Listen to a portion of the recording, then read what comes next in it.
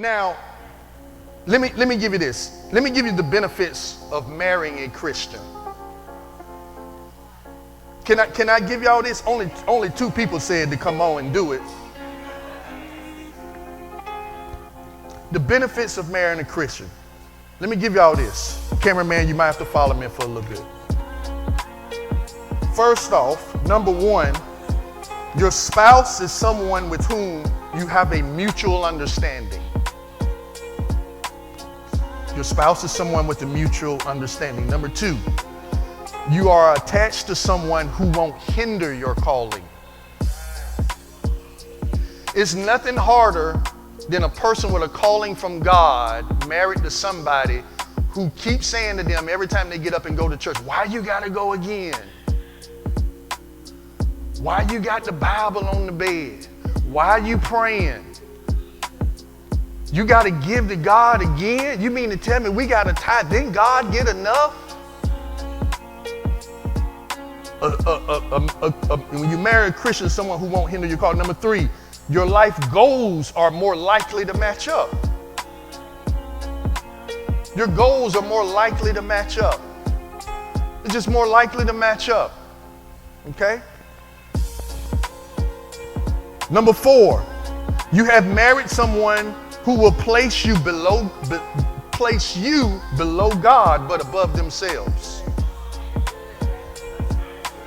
Woo! You want somebody who will place you below God but above themselves. If they place you above God, then they done made you an idol. Number five, these are benefits. Is this helping somebody out? You have married someone who will help you grow in Christ.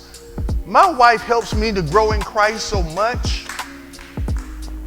Let me tell y'all something right now. If you are married, your spouse is the greatest blessing to helping you to grow in Christ.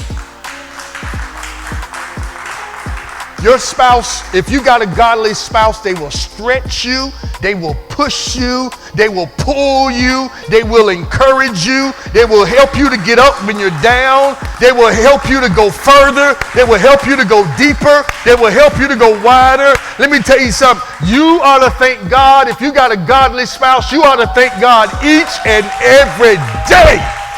Each and every day.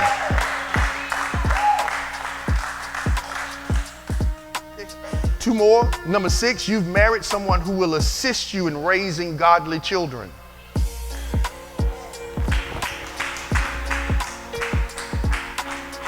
You've married someone who will assist you in raising godly children. And then here's the last one. Your common faith keeps you bonded together during difficult times. Because difficult times will come. They coming. You might be rich today, but tomorrow you might be broke as all giddy up. You might be healthy today, but next week ain't no telling what kind of sickness might hit your house.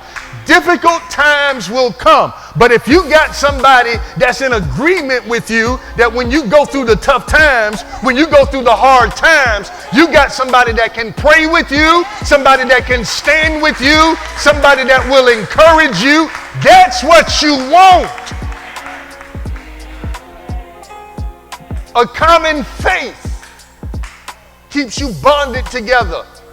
If you go through a little something and your marriage can't handle that, your marriage was built on a rocky foundation. Somebody said to me the other day, they said, it just seemed like you just never go through anything, Pastor. I just started laughing.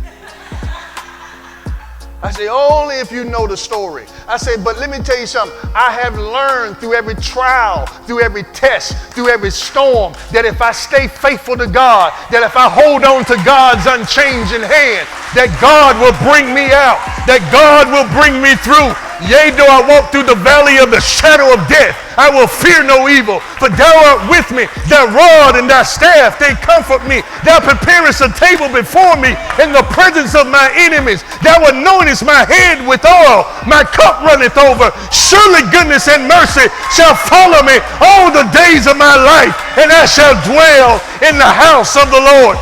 You don't go into darkness, but you walk through it. You don't go into the valley of the shadow of death, but you walk through it. So I've learned to just keep on walking. If you're in the valley of shadow of death right now, just keep walking. Don't stop walking. Keep moving. Keep going. You will make it. So, y'all be seated. Your common faith keeps you bonded together.